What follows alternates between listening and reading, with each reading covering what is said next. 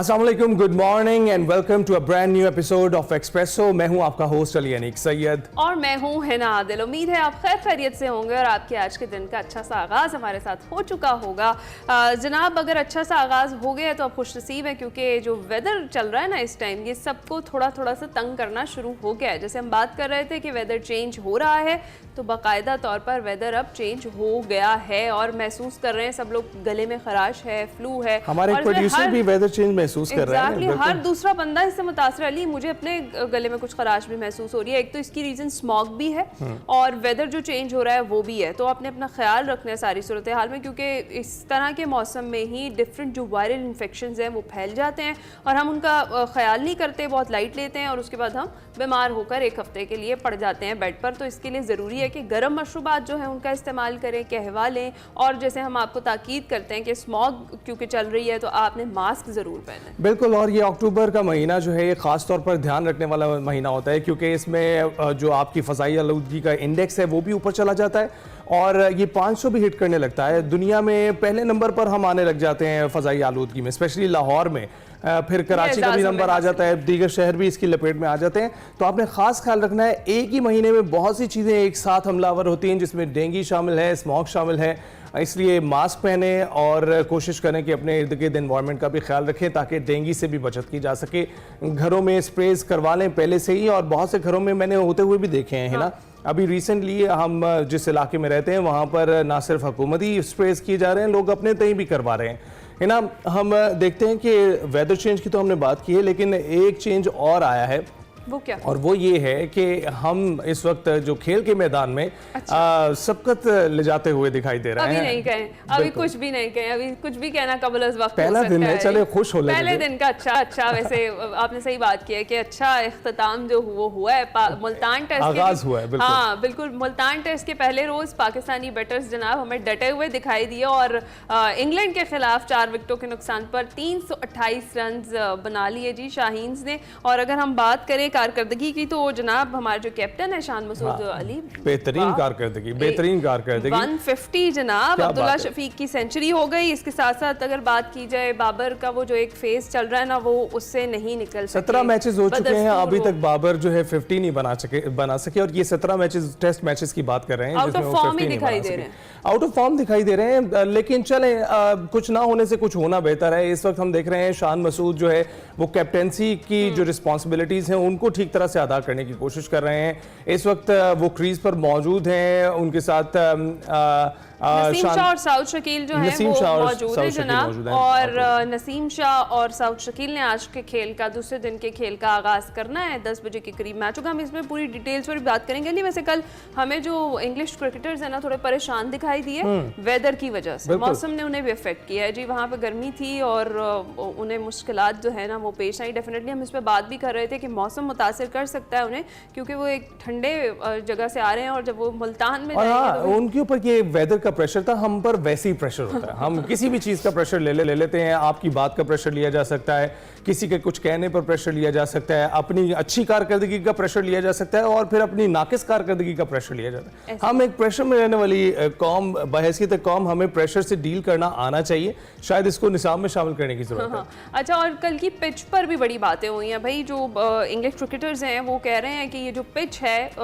जो Michael Vaughan ने तो कह दिया कि ये पिच नहीं है, ये रोड है भाई। और इसके अलावा जो बॉलर्स का कब्रिस्तान है, वो बॉलर्स का कब्रिस्तान करार दे रहे हैं केविन पीटरसन, खास तौर पर ये क्योंकि वो पिच को सड़क की तरह कह रहे हैं और इसीलिए क्योंकि शायद स्कोर पाकिस्तानी क्रिकेट टीम ने अच्छा कर लिया, लेकिन ये बात साबित होगी जब उनकी अपनी बारी आएगी, तब देखना ये होगा कि विकेट सड़क का मंजर पेश कर रही है या नहीं। और इस हवाले से मेरा ख्याल है कि अब आगे बढ़ते हैं मजीद भी शो में। हमने आज एक तो वेदर और ये जो मैच है, आपने परेशानी होने इस पर सरसरी सी बात हमने आगाज में की है, इस पर जरा डिटेल सेशन आज के शो में करेंगे। और एक और भी चीज़ है जी जिसकी अनाउंसमेंट है वो हो चुकी है। वफाकी हुकूमत ने दी है जी रावलपिंडी और इस्लामाबाद यानी ट्विन सिटीज़ में 3 दिन की छुट्टी का ऐलान कर दिया गया है। SCO कॉन्फ्रेंस के पेश नज़र जो वफाकी हुकूमत है छुट्टियों का नोटिफिकेशन वो जारी कर चुकी है और ये जो नोटिफिकेशन है इसके अकॉर्डिंगली पीर और मंगल और बुध यानी 14, 15 और 16 अक्टूबर को आम तातील होगी। आपने जो भी अपने प्लान्स करने हैं इन डेट्स को ध्यान में रखकर करिएगा, क्योंकि इन दिनों में छुट्टी का ऐलान कर चुकी है वफाकी हुकूमत। तो आपने देखना है कि भाई इन दिनों में अपने प्लान्स जो हैं वो अपना रखें। नोटिफिकेशन में ये बताया गया है कि जो आम तातील का ऐलान है वो SCO कॉन्फ्रेंस के तनाजुर में किया गया है और शंघाई ताउन तंजीम जो है उसका सरबराही इजलास 15 और 16 अक्टूबर को इस्लामाबाद और ये एक अच्छा इकदाम है, क्योंकि हम देखते हैं कि जुड़वा शहर अक्सर ही जहाज और जल्द से जुलूसों की लपेट में रहते हैं। परेशानी से बचने के लिए उन्होंने तातील का ऐलान कर दिया है, जिसकी वजह से चलें एटलीस्ट ये सहूलत तो होगी कि जिम्मेदारी कोई नहीं होगी शहरियों को, वो अपने घरों में महफूज होंगे और घरों में रह सकेंगे, एक दूसरे से मिल सकेंगे। लेकिन इस दौरान शंघाई ताउन तंजीम का जो ये इजलास होने वाला है इसके हवाले से ये बहुत अहम होता है, क्योंकि इस वक्त ये जो कोऑपरेशन है, ये जो ताउन बढ़ाया जा रहा है, इसकी बहुत ज़रूरत है। स्पेशली खत्ते में इस वक्त जंगें बढ़ती चली जा रही हैं पूरी दुनिया में, तो इसकी लपेट में आने से बेहतर है कि पहले से अपना लायामल तय किया जाए। और इस इजलास में मज़ीद क्या कुछ होगा वो हम आपको आने वाले प्रोग्राम्स में बताएंगे। अभी बढ़ते हैं हम अपनी बड़ी खबर की जानिब।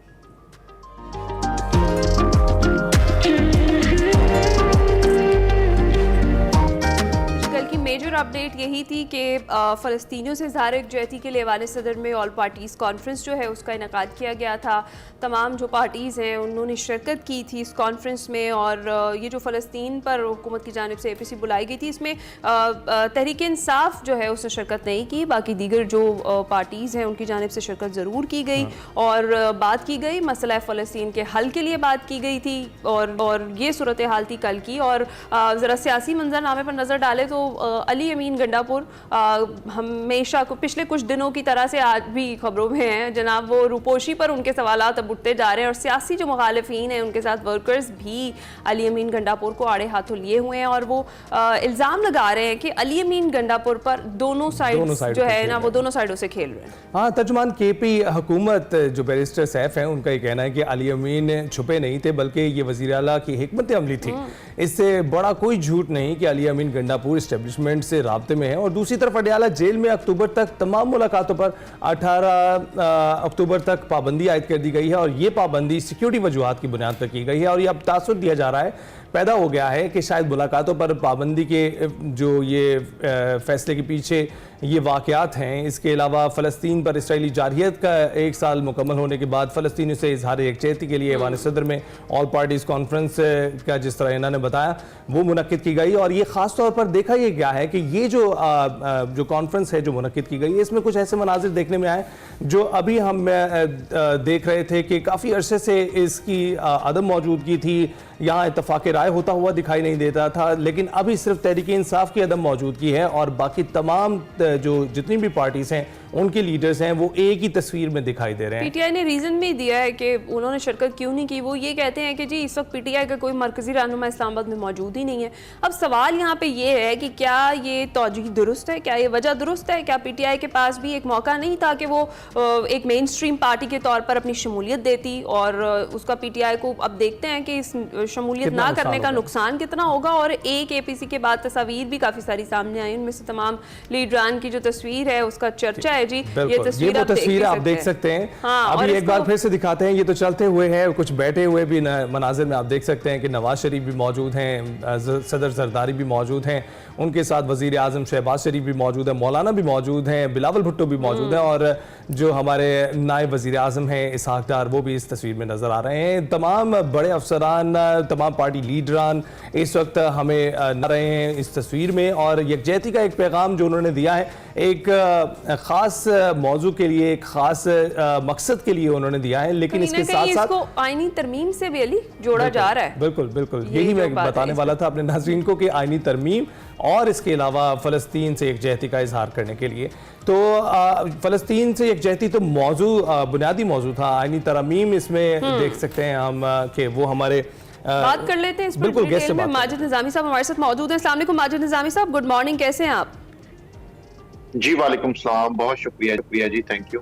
माजिद निज़ामी साहब, ये जो सबसे पहले हम APC की अगर बात करें तो फ़लस्तीन जैसा हसास मौजू था, इस पर तहरीक इंसाफ ने APC में शिरकत नहीं की और जो तौजीह वो पेश कर रहे हैं आपके ख्याल में वो दुरुस्त है? और शिरकत ना करने का कितना नुकसान होगा पाकिस्तान तहरीक इंसाफ को? जी बिल्कुल, मसला फ़लस्तीन के हवाले से जो ऑल पार्टीज कॉन्फ्रेंस थी उसमें तहरीक इंसाफ को शरीक होना चाहिए था, और मुझे लगता है कि मौजूदा सियासी सूरत हाल में ये एक बड़ी पॉजिटिव खबर होती।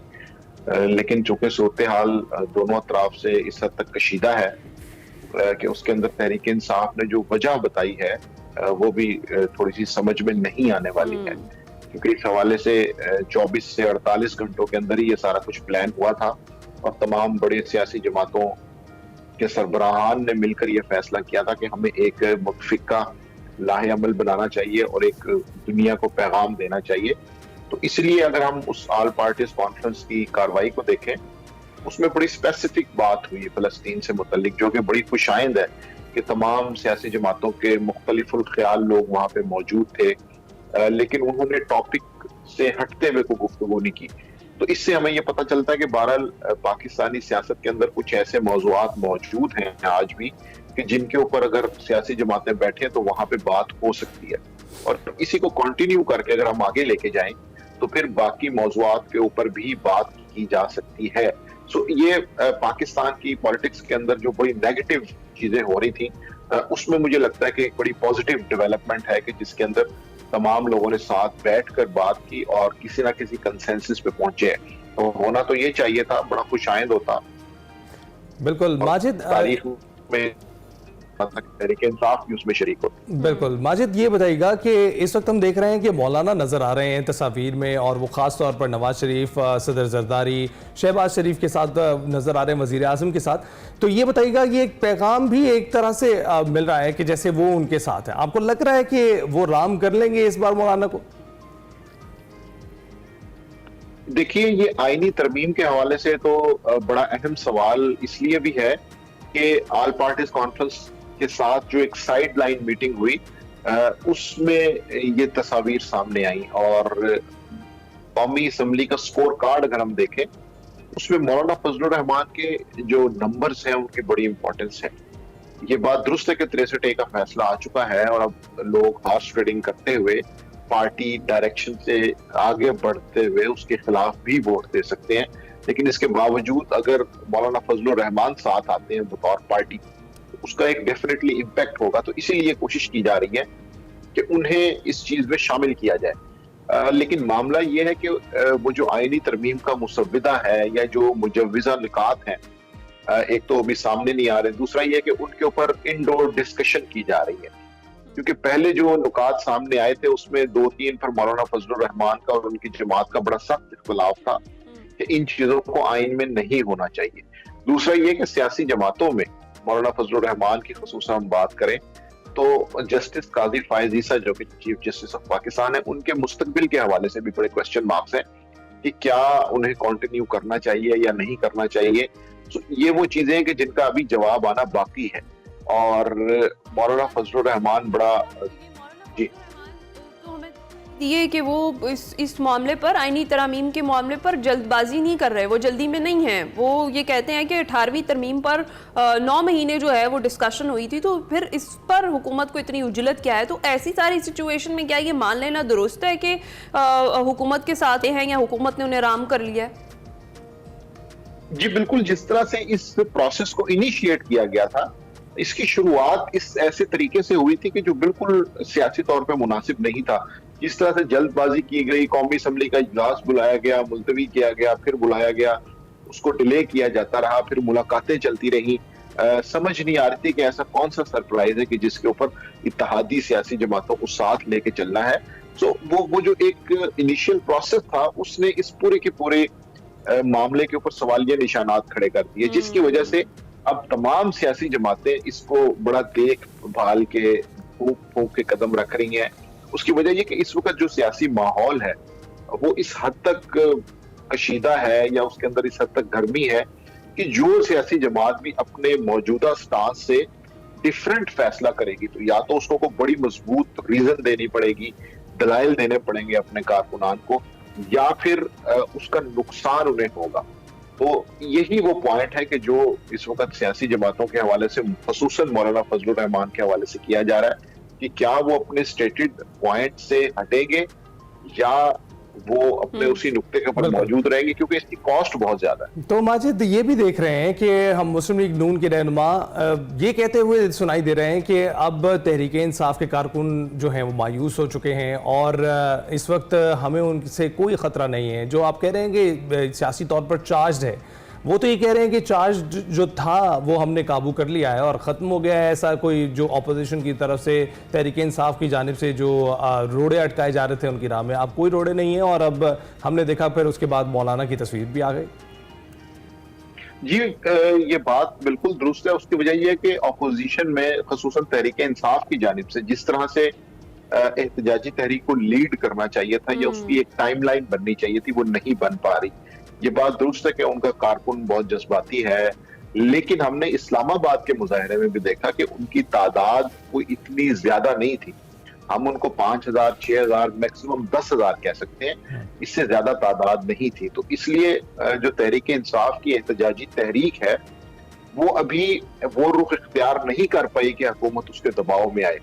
और दूसरा मसला ये है कि तहरीक इंसाफ की इस तहरीक को लीड करने के लिए कोई मुश्तरका लाहे अमल भी नहीं है, कोई बड़ा लीडर भी नहीं है। एक तो ओवरऑल माजिद निज़ामी साहब, ये स्ट्रेटजी जो एहतजाजी स्ट्रेटजी अपनाई है पाकिस्तान तहरीक इंसाफ ने, क्या ये दुरुस्त है? और ऐसे में आप कह रहे हैं लीडरशिप का फुकदान है, जिस तरह से भी अली अमीन गंडापुर वाला जो एपिसोड हुआ है उसमें वो गायब रहने के बाद मंजरे आम पर आए हैं, अब रूट्स बताए जा रहे हैं, वो कहाँ थे कहाँ नहीं थे। हुकूमत ये कह रही है कि वो जिस तरह से ख्वाजा आसिफ ने बात की कि वो उमर अयूब के घर में उन्होंने रात गुजारी और उसके बाद फिर वो वहाँ से निकले हैं। अब वो ये कह रहे हैं कि जो पाकिस्तान तहरीक इंसाफ का थोड़ा बहुत जो खतरे का असर था वो जायल हो गया। और जिस तरह से अली ने बात की कि कारकुनान जो पहले हुकूमत को गालियां दे रहे थे या हुकूमत पर तनकीद कर रहे थे, वो अब अपनी ही पार्टी पर बात कर रहे हैं और लीडरशिप पर बात कर रहे हैं, खासकर ये जो अली अमीन का एपिसोड हुआ है। तो इसके बाद आपको लगता है कि एहतजाज में वो जान बाकी रही है और कारकुन भी किसी हद तक भाई मुतासिर हुए हैं, क्योंकि उनको तो लीड करने वाला कोई नहीं था, उनको आंसू गैस के शेल खाने के लिए वहां पर छोड़ दिया गया, लेकिन लीडरशिप में से वहां कोई मौजूद नहीं था गिरफ्तारियों के डर से।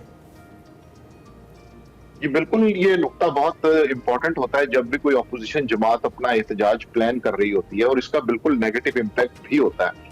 तो इसलिए तहरीक इंसाफ के कारकुनों को अगर हम सामने रखें तो वो दोबारा भी एहतजाज पे आ सकते हैं, लेकिन अब ये प्रोसेस डिले हो गया है। अगर उन्होंने हफ्ता 10 दिन 15 दिन बाद आना था तो वो हो सकता है महीने बाद आए, 1.5 महीने बाद आए और अपनी क़यादत से ये सवाल करेंगे कि इस मर्तबा टाइमलाइन क्या होगी, ये स्ट्रेटेजी क्या होगी, ताकि ये सारी चीजें वेस्ट ना हो। तो ये बात दुरुस्त है कि इस तरह के जो परसेप्शंस हैं या जो इम्पैक्ट बनता है या तासुर खराब हो जाता है तो उसका बिल्कुल नुकसान होता है, और तहरीक इंसाफ को डी चौक वाले जलसे में ये नुकसान हुआ है।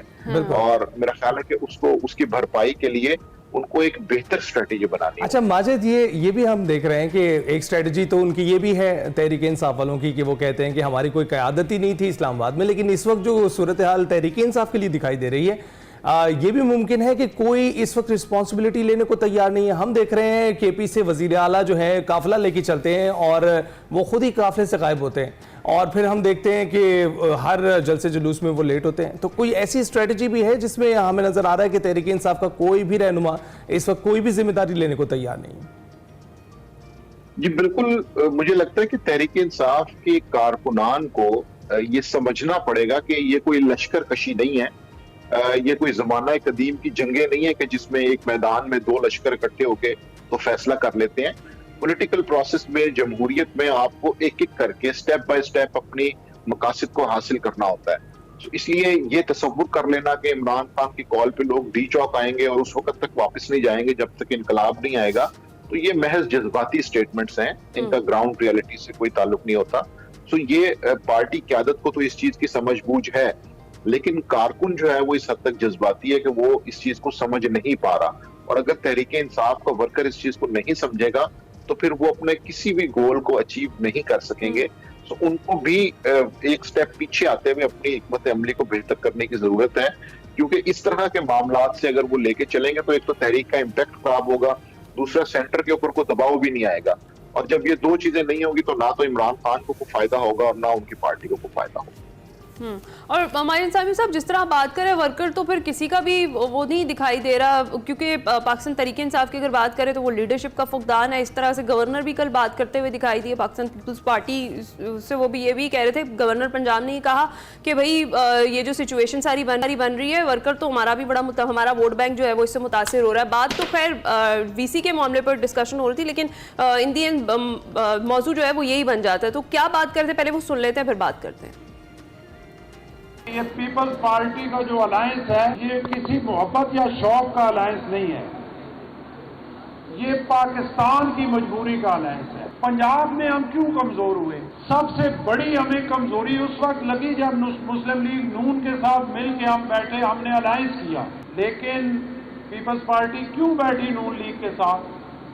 क्योंकि मुल्क को जरूरत थी, और इसी फैसले की वजह से पीपल्स पार्टी के वोट जो है वो खराब हुए। जी माजिद निजामी साहब, वो कह रहे हैं पीपल्स पार्टी के वोट जो है वो इससे खराब हो रहे हैं और मुतासिर हो रहे हैं। ये बिल्कुल उनकी ये तवज्जो दुरुस्त इसलिए भी है कि इस वक्त नेशनल असेंबली का जो स्कोर कार्ड है वो बड़ा दिलचस्प है। उसके अंदर सिचुएशन ऐसी बन गई थी इलेक्शंस के बाद कि अगर पीपल्स पार्टी को हुकूमत में आना था तो या तो वो तहरीक इंसाफ के साथ इत्तेहाद करती और या मुस्लिम लीग नून के साथ करती। तो तहरीक इंसाफ की सिचुएशन तो हमारे सामने है, और उनके पीपल्स पार्टी से जो ताल्लुकात हैं वो भी हम सबको बखूबी इल्म है। तो उस वक्त सिचुएशन के अंदर मुस्लिम लीग नून और पीपल्स पार्टी के अलावा कोई ऑप्शन ही नहीं बन पा रही थी। और ये बात दुरुस्त है कि पंजाब के अंदर पीपल्स पार्टी के पास स्पेस नहीं है। इसकी कई वजूहात हो सकती हैं, लेकिन पीपल्स पार्टी को यहाँ पर मुस्लिम लीग नून के साथ साथ तहरीक इंसाफ के वोट बैंक का भी सामना है, क्योंकि यहाँ पे 3 वे फाइट होगी।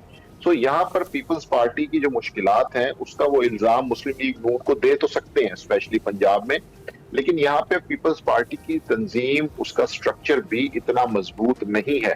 तो ये दोनों चीजें मेरा ख्याल साथ साथ चलेंगी।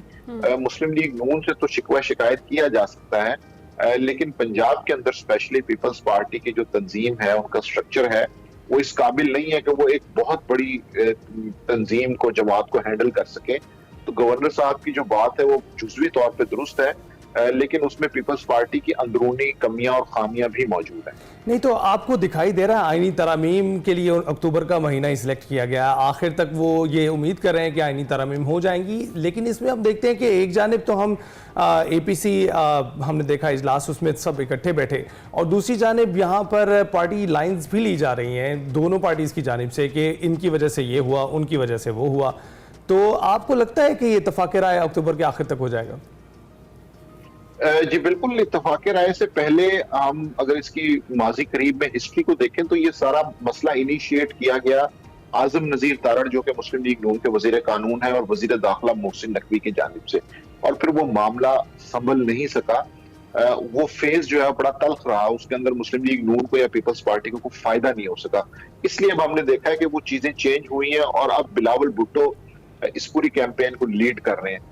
तो ये बात दुरुस्त है कि मिसमैनेजमेंट हुई है और इत्तेहादी जमातों में इस वक्त थोड़ी सी तलखी भी मौजूद है, लेकिन जिस तरह हमने कौमी असम्बली के स्कोर कार्ड की बात की तो दोनों ये अफोर्ड नहीं कर सकते कि वो एक दूसरे को छोड़ें, तो ये छोटे मोटे शिकवे शिकायत के साथ अलायंस चलता रहेगा। बहुत शुक्रिया माजिद निजामी साहब। ये जो ओवरऑल चालती इस पर हम बात कर रहे थे, सियासी क्या मंजरनामा था वो आपके सामने रखा और उस पर डिस्कशन जो थी और एक्सपर्ट्स की जो राय थी वो माजिद निजामी साहब ने बताया कि जो सूरत हाल बनती हुई दिखाई दे रही है, इसमें छोटे मोटे शिकवे शिकायत होते रहेंगे लेकिन अलायंस इसी तरह से चलता रहेगा। ये तो थी सियासी सूरत हाल। ब्रेक पर जाने से पहले कुछ बात कर लेते हैं 8 अक्टूबर 2005 के तबाहकुन ज़लज़ले की, जिसको आए हुए आज 19 बरस मुकम्मल हो गए हैं, और इस तबाहकुन ज़लज़ले में तकरीबन 85,000 अफराद जान बहक हो गए थे। और ये वो दिन है जब हर तरफ क़यामत के मनाजिर थे और कितने ही बच्चे स्कूल्स में तालीम की घर से पहुँच चुके थे, मजदूर अपनी मजदूरी में मसरूफ़ थे और बहुत सारे लोग दफातर में काम काज कर रहे थे। लेकिन सुबह 8:52 पर सारी ज़मीन हिल गई और पलक झपकते ही तबाही के तबाही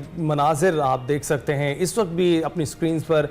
ये जिस वक्त ये ज़लज़ला आया आज़ाद कश्मीर, ख़ास तौर पर खैबर पख्तूनख्वा के बहुत से शहर तबाह हो गए थे और ख़ास तौर पर एबटाबाद की तबाही और बालाकोट तो मुकम्मल तौर पर ही तबाह हो गया था। अक्टूबर 2005 का ये हौलनाक ज़लज़ला इतनी बड़ी खौफनाक कुदरती आफत थी कि इससे बच जाने वाले लोग आज भी सख्ते के आलम में हैं और इस सानहे के ज़ख्म अभी तक ताज़ा हैं। इस ज़लज़ले ने कई इंसानी अलमियों को जन्म दिया है और कई अफराद को उम्र भर के लिए अपाहिज भी बना दिया। जी हाँ, आज भी वो लोग सिसक कर ज़िंदगी गुजार रहे हैं। इस रोज़ को आज भी दुख मुसीबत के साथ साथ अज़्म और यकजहती के दिन के तौर पर याद किया जाता है, क्योंकि पूरी पाकिस्तानी कौम ने साने के बाद जैसे एक हुए वो, और वो काबिल दीद है। और गो के तबाही बहुत हुई थी, लेकिन बहादुर कौम ने इसारों मोहब्बत की जो दास्तानें रकम की वो देखने के लायक हैं। जिस तरीके से जितने बड़े लेवल पर डोनेशंस हुई, जितने बड़े लेवल पर लोगों ने सपोर्ट किया, लोग अब खुद मदद के लिए वहाँ जाकर पहुँचे और उन्होंने मकामी लोगों की वहाँ पर जाकर मदद की बगैर किसी हुकूमती सपोर्ट या इसके अलावा भी स्कूलों के बच्चे तक वहाँ पर गए और उन्होंने हेल्प किया। इसके साथ हम ब्रेक के बाद हाजिर होते हैं।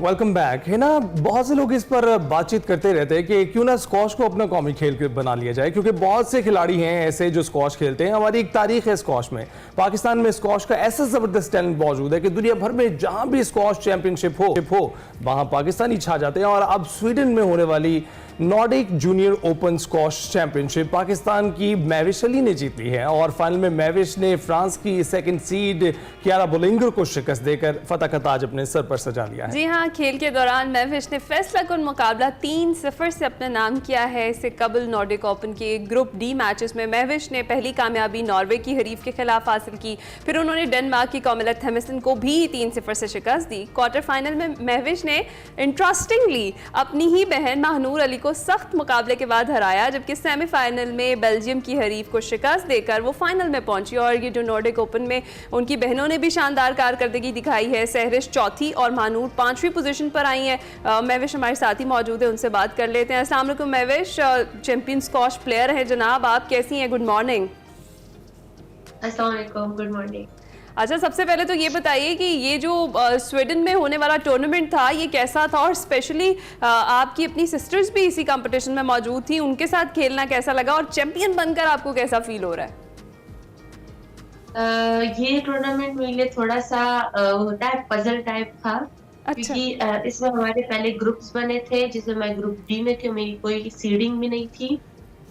तो ग्रुप डी में आपको होते हैं लीग मैचेस, आपने सबके साथ एक एक मैच खेलना होता है। वो सारे मैचेस में जीती, मैं आ गई ग्रुप डी के फर्स्ट पर। तब हमारा क्वार्टर फाइनल हुआ। क्वार्टर फाइनल में मेरा मैच महानूर के साथ भी आया, क्योंकि वो अपने ही ग्रुप में सेकंड आई थी, हारी थी वो एक मैच, इसलिए मेरा उसके साथ क्वार्टर आ गया। तो उससे मैं जीती। तो मेरा सेमीफाइनल फर्स्ट सीट के साथ आई, क्योंकि मेरी रैंकिंग नहीं थी। तो फर्स्ट सीट बेल्जियम की थी, उसको भी मैंने 3 लव से शिकस्त दी और फिर फाइनल तक मैं पहुंची। फाइनल में मैं थोड़ी सी कंफ्यूज थी। मैं अपने आप से यही मैं कह रही थी कि मुझे जीतना है, मुझे गोल्ड लेकर जाना है, चाहे मैं जितनी भी मेहनत करूं। और अल्हम्दुलिल्लाह सबकी दुआओं के साथ, मेरी मेहनत के साथ, बाबा की हेल्प के साथ हमने गोल्ड लिया और 3-0 की शिकस्त दी। तो मैविश ये बताइएगा कि मैदान में उतरकर बहन भाई लगते हैं या आपका हरीफ ही होता है सामने वाला? नहीं, मैं नहीं समझती कि कोर्ट के अंदर जैसे आप स्टेप अंदर रखते हो तो आपके साथ वाला ओपोनेंट होता है, ना ही आपका बहन, नहीं आपकी बहन, ना ही कोई फ्रेंड, ना ही कोई भी नहीं। वो आपकी सिर्फ ओपोनेंट होती है, जिससे आपको खेलना होता है और जीतना होता है। तो वापस आकर कुछ सवाल जवाब होते हैं कि तुमने ऐसा क्यों किया, तुमने ऐसा क्यों किया? लड़ाई तो नहीं होती बाद में? नहीं, ऐसी कोई बात नहीं है, क्योंकि हमें पता होता है, क्योंकि प्लेयर्स होते हैं और हमें पता है कि हमने खेलना है, हमने जीतना है, और ये होता रहता है। सो इतने खास हम नहीं लड़ते। अच्छा, तो मैविश वैसे आपको तो पता होगा, क्योंकि प्रैक्टिस तो आप लोग यकीनी तौर पर साथ साथ ही करते होंगे, स्ट्रेंथ्स और वीकनेसेस एक दूसरे की पता होती होंगी, ऐसे में थोड़ा फायदा भी हो जाता है। हाँ जी बिल्कुल, मैं तो ट्रेनिंग इनसे थोड़ी सी हाई लेवल की करती हूँ और ये दोनों साथ ही ड्रिल्स वगैरह कर लेते हैं, तो इससे मुझे पता होता है। बाकी मैं अपनी गेम खेलती हूँ तो मसला नहीं होता मुझे, क्योंकि वीकनेसेस वगैरह, हाँ जैसे आपने बोला ट्रेनिंग एक साथ करते हैं तो पता लगता है। अच्छा, ये बताइएगा कि हम देखते हैं स्क्वॉश के बहुत सारे प्लेयर्स हमारे पास बेशुमार स्टोरीज हैं, बेशुमार सक्सेस स्टोरीज हैं, आपकी भी एक सक्सेस स्टोरी है। तो आपको लगता है स्क्वॉश की तरवीज के लिए पाकिस्तान में जो इकदाम किए जा रहे हैं वो मुस्तकबिल कैसा नजर आ रहा है आपको स्क्वॉश का? एक्चुअली स्क्वॉश अभी कुछ टाइम पहले तो बिल्कुल ही आउट हो गई थी हमारे पाकिस्तान से, और इतनी कोई परफॉर्मेंस भी नहीं आई, लेकिन जब से हमजा खान ने परफॉर्म किया और बाकी प्लेयर्स भी आए, हम भी आए, हम तीनों बहनों ने बहुत अच्छी परफॉर्मेंस दी और पाकिस्तान का नाम रोशन किया, तो हमें बहुत से पॉजिटिव कमेंट्स मिले जिससे हम बहुत ज्यादा खुश हैं। और मैं चाहती हूँ फेडरेशन और स्पोर्ट्स बोर्ड भी हमें इसी तरह पॉजिटिव कमेंट्स देकर और पॉजिटिव होता है फीडबैक देकर हमें और भी आगे मोटिवेट करें, और बाकी सारे लोग हमारे लिए इसी तरह अच्छे तरीके से हमें मोटिवेशन दें, क्योंकि इसी से हमें बहुत मोटिवेशन आती है, हमें और भी कंट्रीज जाने के लिए और खेलने के लिए। बाकी भी हम बहुत फिर दिल से खेलते हैं कि हाँ हम जीतते हैं, हमारे लिए बहुत सपोर्ट खड़ी होती है, इसलिए। बिल्कुल बिल्कुल, आप लोग भाई चैंपियंस हैं हमारे, आपके लिए सपोर्ट हमारी है। और बिल्कुल भी होते हैं कि हमेशा जब भी कोई पार्टिसिपेंट जाता है बाहर तो हमारी पीछे से यही दुआ होती है कि भाई गोल्ड वापस आए पाकिस्तान में। और बिल्कुल आपकी बात ठीक है कि फेडरेशन को और गवर्नमेंट को सपोर्ट करना चाहिए। किसी किस्म के स्पॉन्सरशिप के मसाइल तो नहीं फेस करने पड़े आपको? नहीं, अल्हम्दुलिल्लाह अभी जो बार्ट फाउंडेशन है, बिल्किस अब्दुल रज़ाक दाऊद फाउंडेशन, उनने हमारी सारे जो टूर्नामेंट्स हुए उनमें हमारी स्पॉन्सर किया है और इंशाल्लाह आगे भी करते रहेंगे। Thank you so much BART foundation. और यही हमें जो इनकी हेल्प मिली और बाकी इन्हीं की वजह से हम आगे परफॉर्म कर रहे हैं, इंशाल्लाह आगे भी करते रहेंगे। अच्छा, हमने देखा है महवेश के बहुत से इवेंट्स में जब पाकिस्तान का नाम लिया जाता है तो दूसरे खिलाड़ी थोड़े से घबरा जाते हैं। क्या स्क्वॉश में भी आपको ऐसा देखा है, ऐसा देखने को मिला है?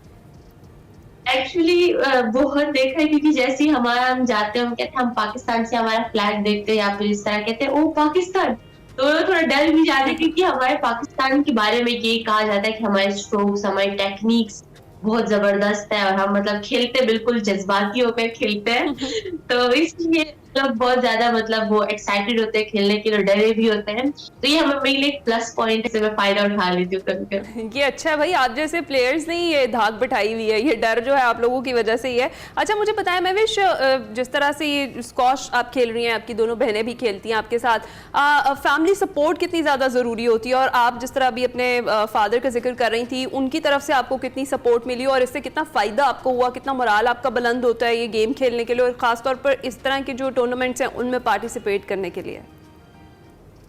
एक्चुअली अभी मैं रिसेंटली एक स्टोरी बता देती हूँ कि जैसे कि अभी मैं हॉस्पिटल से हम आए हैं, सैरिश की थोड़ी तबीयत ठीक नहीं थी, और अगर हमारे पेरेंट्स हमारे साथ नहीं होते, बाबा नहीं होते हमारे साथ, तो क्या पता कि सैरिश यहीं पर हो, हम हॉस्पिटल नहीं लेकर जा सके उसे और इस तरह कुछ हो जाए मसला। लेकिन बाबा चूंकि थे हमारे साथ, हमने टैक्सी भी कर ली, चले भी गए, हमने ट्रीटमेंट भी उसकी कर ली। इधर मैं थोड़ी थकी थकी फील कर रही हूँ, आपको लग रहा होगा। तो हम अभी ही हॉस्पिटल से आए हैं और सैरिश की अब तबीयत ठीक है, वो सो रही है, तो यही है पेरेंट्स का काम ही यही है। हम सैरिश के लिए दुआ गो हैं, बिल्कुल बिल्कुल। और बाबा भी आपके मजबूत हैं, आप भी मजबूत हैं, खुद पर भी एतमाद रखिए। ये बताइए कि आपको क्या लगता है कि फिटनेस कितनी ज़रूरी है, इसके अलावा भी डाइट का कितना ख्याल रखते हैं आप, और आम अगर कोई खिलाड़ी नहीं भी है तो उसको क्यों ख्याल रखना चाहिए अपनी फिटनेस का?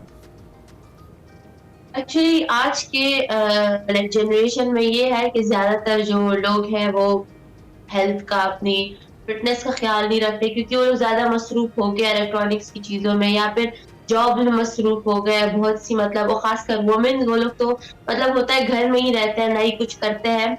तो उनके लिए खासकर ये है कि आप लोग अगर घर में भी हो तो आप लोग थोड़ी बहुत एक्सरसाइजेस कर सकते हो घर में। ये नहीं कि आप अपनी फिटनेस को वैसे ही रखो, इसकी वजह से बहुत से इश्यूज आते हैं, बहुत ज्यादा बीमारियां फैल रही है बहुत जगहों में, इसी वजह से कि हम अपनी फिटनेस का, डाइट का ख्याल नहीं रखते।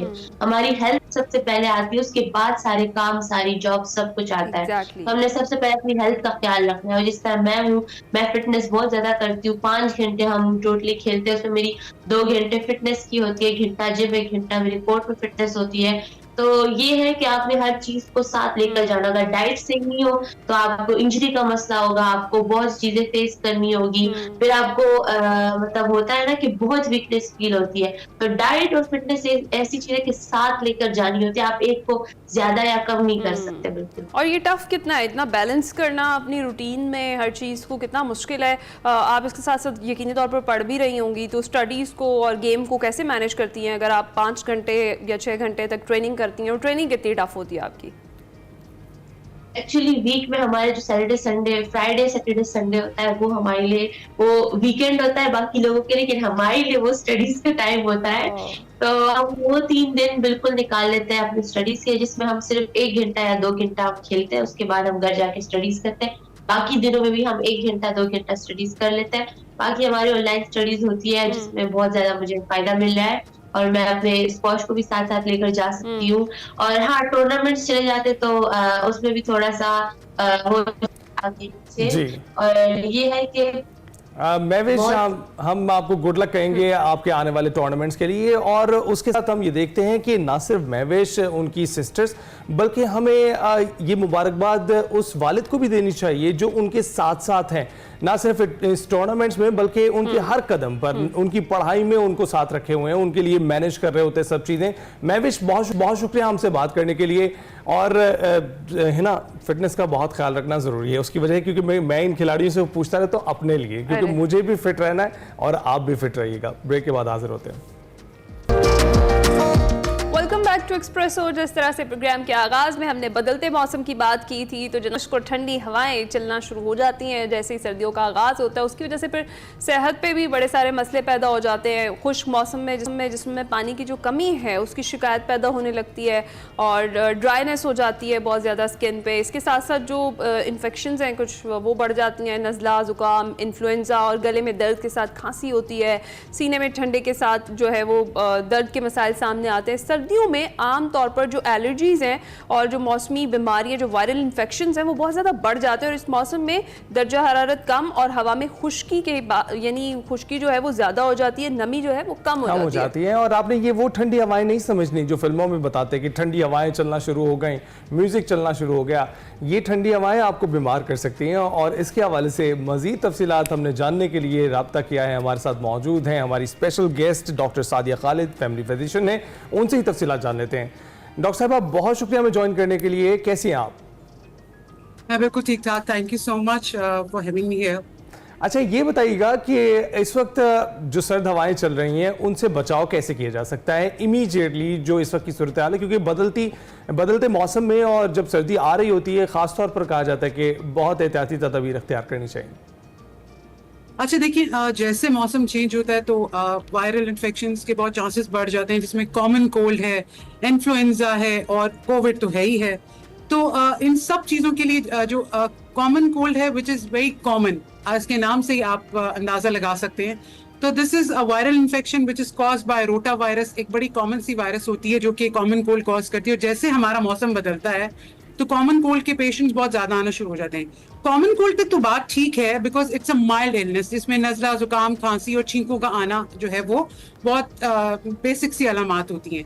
लेकिन जब flu virus which is an other illness, वो जब प्रेवलेंट होती है, वो जब कॉमन होती है, तो वो थोड़ा सा हमारे लिए as a physician, as a doctors थोड़ा सा कंसर्न होता है। Because common cold is a mild illness which is cause by mild type of viruses. लेकिन जो इन्फ्लुएंजा है, जो फ्लू कॉज करता है, वो थोड़ा सा प्रॉब्लमेटिक होता है। That can lead to severe illness, जिसमें मोर और लेस कॉमन कोल्ड और फ्लू के सिम्टम्स एक जैसे होते हैं, नज़ला, जुकाम, खांसी। बट इन्फ्लुएंजा की जो बीमारी है, जो सिम्टम्स हैं, वो थोड़े से ज्यादा होते हैं, जिसमें बुखार का आना, नज़ला, जुकाम, खांसी और जो है ये सब अलामात होती हैं।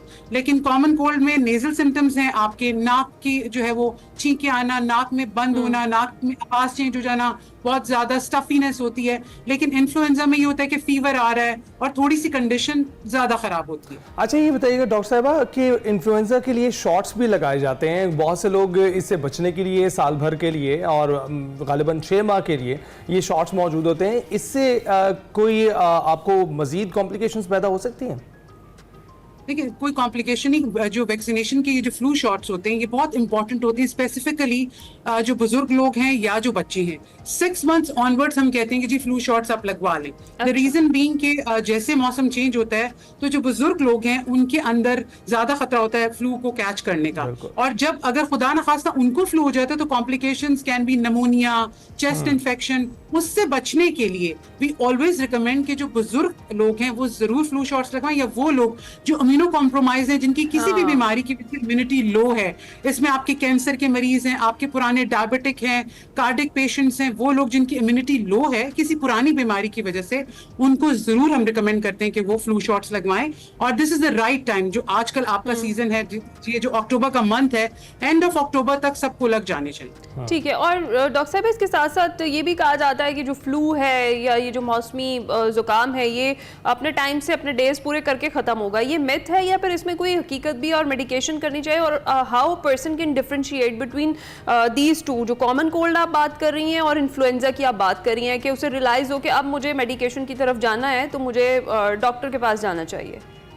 अच्छा देखिए, कॉमन कोल्ड तो बड़ी माइल्ड सी इलनेस होती है जो कि बड़ी ग्रेजुअली आती है, आहिस्ता आहिस्ता मरीज जो है उसके अंदर नज़ला जुकाम खांसी के अलामात आती हैं। इसके लिए कोई जो है वो एज सच मेडिकेशन हम नहीं है। फ्लू आ रहा है तो आप एंटी एलर्जिक ले लें, और साथ साथ बुखार के लिए आप डॉक्टर के मशवरे के साथ पैरासीटामोल ले सकते हैं। कोई एंटीबायोटिक की जरूरत नहीं होती है, कोई और दवाई की जरूरत नहीं होती। होम रेमेडीज यूजुअली वर्क, जिसमें कहवा, यखनी, सूप, अपनी इम्यूनिटी को बढ़ाएं इस दौरान, ताकि जो वायरल लोड है वो आपको इतना तंग ना करे। अच्छा, रिगार्डिंग फ्लू, अगर फ्लू में फीवर कम है, कॉम्प्लिकेशंस नहीं है, तो अगेन आप घर में उसको ट्रीट कर सकते हैं, पैरासीटामोल लेके, एंटी एलर्जिक लेके, यखनी, सूप वगैरह लेके। लेकिन अगर उसमें कॉम्प्लिकेशंस आ रही हैं, बुखार नहीं उतरा, तो आप अपने मॉलिज के पास जरूर जाइए। अच्छा, ये भी बताइएगा डॉक्टर साहबा कि इस वक्त तो एक ऑनस्लॉट दिखाई देता है हमें, कोरोना मौजूद है, डेंगू मौजूद है, फिर फ्लू का प्रॉब्लम है, फिर वेदर चेंज का प्रॉब्लम है, तो कुछ ऐसी एहतियाती तदाबीर बता दें जो करने से इन सबसे बचाव हो सकता है।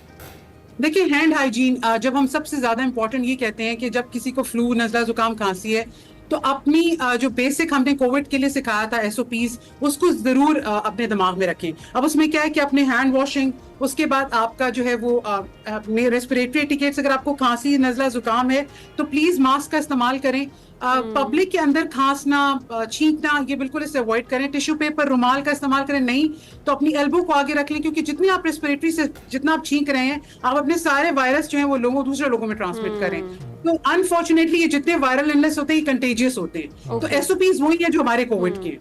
अच्छा, तो डॉक्टर साहब, ये जो स्मॉग का स्पेशली वेदर एक होता है, ये जो एक महीना है, इसमें स्मॉग बड़ा काम दिखाता है, उससे भी यही मसला होता है, गले में खराश होती है और इसी तरह से खांसी और जो है ना ये मसला पैदा होता है, तो उसमें भी किसी मेडिकेशन की जरूरत नहीं होती और एहतियात की जरूरत होती है? स्मॉग बहुत डिफरेंट है। जो आप स्मॉग को ले रही हैं उसमें रेस्पिरेटरी सिम्टम्स आते हैं, बट अगेन प्रॉब्लम ये होती है कि स्मॉग में आपका सांस का रुकना, ब्रेथलेसनेस, एजमा के पेशेंट्स में एजमा कंडीशन आना शुरू होती है। तो smog is different from these allergies. Okay.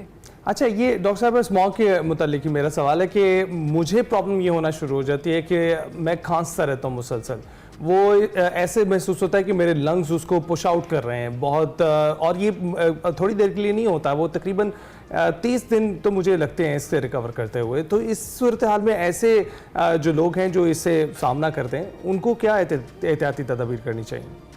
अच्छा देखिए, स्मॉग में यूं थे कि ज्यादा because of the dust, because of the environmental pollutants, smog जो है वो आपके नेजल म्यूकोजा को इरिटेट कर रहा होता है। तो इसका बेहतरीन हल ये कि आप ऐसे एरियाज पे अवॉइड करें जहाँ पे बहुत ज्यादा डस्ट है, या जब आप बाहर जा रहे हैं तो मास्क का इस्तेमाल। और डॉक्टर साहब, अगर हम बात कर रहे हैं कि जिस तरह से वेदर अब चेंज हो रहा है और सर्दियों में खासतौर पे डिहाइड्रेशन हो जाती है बहुत ज़्यादा, और क्या लगता है कितना पानी जो है उसकी इंटेक सर्दियों में करनी चाहिए? क्योंकि हम यूजुअली सर्दियों में वाटर इंटेक बहुत कम कर देते हैं। हाँ देखिए, वाटर इंटेक जब भी कोई वायरल इलनेस आती है तो हम ये रिकमेंड करते हैं कि वाटर इंटेक आपका अच्छा होना चाहिए। Fluid intake in the form of यखनी, soup, fresh juices, simple plain water can serve the purpose. और ये भी बताइएगा डॉक्टर साहबा कि इस वक्त आप देखते हैं कि बच्चे, जो नन्हे बच्चे हैं, जो इन्फेंट्स हैं ख़ास तौर पर, उनको कुछ स्पेशल प्रिकॉशंस लेनी चाहिए, क्योंकि ऐसा वेदर, ऐसी सूरत हाल जिसमें ना सिर्फ हवा ख़राब है, फ़ज़ाई आलूदगी है, बल्कि उसके साथ साथ डेंगू जैसे मसाइल हैं, उनके लिए वायरल इन्फेक्शंस हैं, उनके लिए क्या तदाबीर लेनी चाहिए? अच्छा देखिए, अगर बच्चे यूजुअली बीमार हैं तो मैं ये रिकमेंड करती हूँ कि अगर नज़ला जुकाम खांसी है तो आप बच्चे को रेस्ट करवाएं, घर में रखें 2-3 दिन के लिए, और उनको अगेन वही यखनी, सूप जो घरेलू टोटके हैं, दैट विल वर्क। लेकिन अगर बच्चे की कंडीशन बहुत ज़्यादा ख़राब है तो खुद से दवाइयाँ ओवर द काउंटर खरीद के देने की बजाय आप किसी मॉलिज को दिखाएं। एहतियाती तदाबीर ये कर सकते हैं कि अगेन बहुत ज़्यादा जो वीक बच्चे, उनको हम कहते हैं कि फ्लू शॉट 6 मंथ से अबव आप लगवा सकते हैं। अच्छा, तो आप फ्लू शॉट्स लगवाएं। सॉरी, इट्स सेफ 6 months से ऊपर बच्चों को लगवाया 6 months and above, Okay. the vaccination is safe. Okay okay, बहुत शुक्रिया डॉक्टर साहिबा, आपसे बड़ी सारी हेल्प हमें मिल गई है। Doctor Sadia Khalid family physician हमारे साथ मौजूद थी और वेदर चेंज है और इसके इफेक्ट्स है उस पर हम बात कर रहे थे और एहतियात कितनी ज़्यादा ज़रूरी है। डॉक्टर साहिबा ने भी इस पर जोर दिया है कि जो दवाइयाँ हैं उनका जो है इस्तेमाल आप कम करें, एहतियात कीजिए, परहेज़ जो है वो इलाज से बहुत ज़्यादा बेहतर है। इसके साथ ही हम जाएंगे छोटी सी ब्रेक पर, आपने कहीं नहीं जाना, कुछ ही देर में वापस आते हैं। खुशामदी। आपको ये भी बताते चलें कि इस वक्त इंग्लैंड और पाकिस्तान का मैच एक बार फिर शुरू हो चुका है। टेस्ट मैच है, पहला टेस्ट मैच, दूसरा दिन है। इस वक्त नसीम और साउद क्रीज पर मौजूद हैं, 328 रन बना चुके हैं, 4 खिलाड़ी आउट हैं और इनिंग्स इस वक्त जारी हैं। हम इसके मुतालिक आपको मजीद प्रोग्राम में आगे चलकर भी बताएंगे, लेकिन इस वक्त बढ़ते हैं हम अपने सेगमेंट की जानिब, जहाँ पर सोशल्स पर भरपूर इसरार पर हमने इब्न फाजिल को एक बार फिर मदऊ किया है अपने सेगमेंट में, साइंस एंड टेक। उसका नाम है वक़ार अहमद मलिक। उनसे बातचीत कर रहे हैं कि घरेलू सतह पर लेसन से कैसे ज़बरदस्त किस्म का कारोबार किया जा सकता है।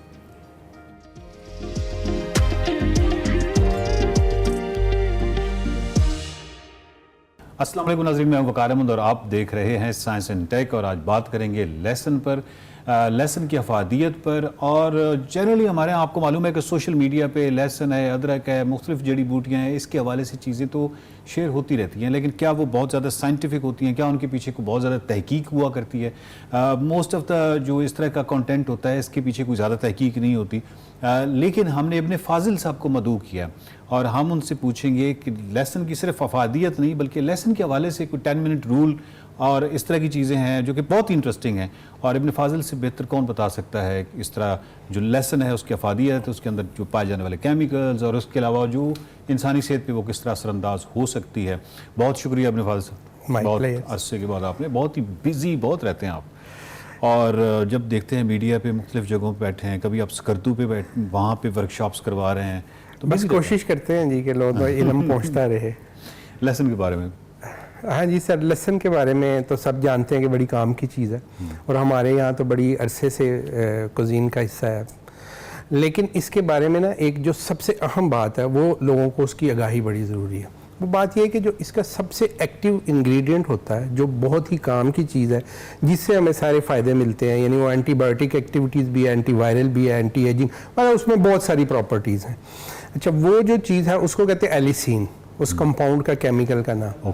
अच्छा, मज़े की बात यह है कि ये लहसुन के अंदर एलिसीन मौजूद ही नहीं होता, ये इसका सबसे एक्टिव इंग्रेडिएंट है ये, लेकिन ये इसमें होता नहीं है। अच्छा, इसमें 2 केमिकल्स अलग-अलग पड़े होते हैं, ठीक है। एक को एलिन कहते हैं और एक को एलिनेस, वो एक एंजाइम है, और 2 अलग ऐसा कानून है कि वो दोनों अलग-अलग पॉकेट्स में पड़े होते हैं। अच्छा, अब जब हम इसको चॉप करते हैं, यानी इसको काटते हैं या इसको ग्राइंड करते हैं या इसको चटनी बनाते हैं, घोटते हैं, तो ये दोनों केमिकल आपस में मिलते हैं। इससे पहले ये आपस में नहीं मिलते, एलिसीन नहीं बनता। अच्छा, हमें इंसान की बॉडी को एलिसीन चाहिए जो हमें बहुत सारी बीमारियों से बचाता है, ये हमारे लिए सबसे ज़्यादा यूज़फुल वगैरह बनाते हैं। तो अब अगर वैसे खा लें तो अंदर, अगर हम साबित खा लें तो उसको कोई फ़ायदा नहीं। really? हाँ, तो जब मतलब एंटी कोलेस्ट्रॉल ये सब वाले से जब हम अमूमी तौर पे लहसुन वैसे कहते हैं ना कि खा लेना चाहिए। हाँ जी, यही अब जब वो मैदे में जाएगा, अगर वो मैदे में जाके वो बारीक होता है, ग्राइंड होता है, और वहाँ पे ऐसी इन्वायरमेंट मिलती है कि वो दोनों मिले तो एलिसीन बनेगा, अदरवाइज तो वहाँ पे एसिडिक इन्वायरमेंट होती है। तो इसका जो बेस्ट फायदा है वो तब आपको मिलता है कि जब इसको चॉप करके आप रख छोड़ें।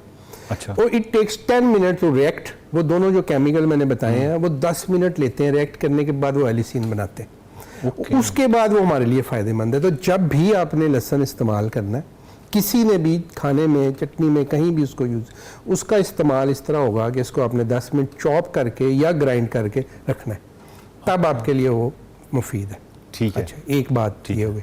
अच्छा, अब मैं दूसरी बात ये करने लगा हूँ इसकी कमर्शियल इंपॉर्टेंस के हवाले से, यानी कि लहसुन पाकिस्तान में बहुत होता है और अभी एक कमर्शियल इंपॉर्टेंस को थोड़ा सा अगर हम आगे रखें। जी प्लीज़ तो पहले ज़रा इंसानी सेहत भी करें। अच्छा, अब ये जो केमिकल है ये बुनियादी तौर पे, अब आपने शुरू में एक बताया कि एंटीवायरल, एंटीबैक्टीरियल, कोलेस्ट्रॉल के वाले से भी बहुत सारी इसकी यही सर्टेन केमिकल है जो ये कर रहा होता है। जी बिल्कुल यही। अच्छा, जब आप एक दफ़ा वायरस का शिकार हो गए उसके बाद तो मुश्किल है, या आप ये रेगुलर इस्तेमाल करते रहें तो इसके अंदर एंटीवायरल जो खुसूसियात है वो काम करेंगी? बेसिकली वायरस जब इंसान में दाखिल होता है ना तो फिर जो उसकी इम्यूनिटी है यानी कि वायरस से लड़ने की जो सलाहियत है वो काम करती है।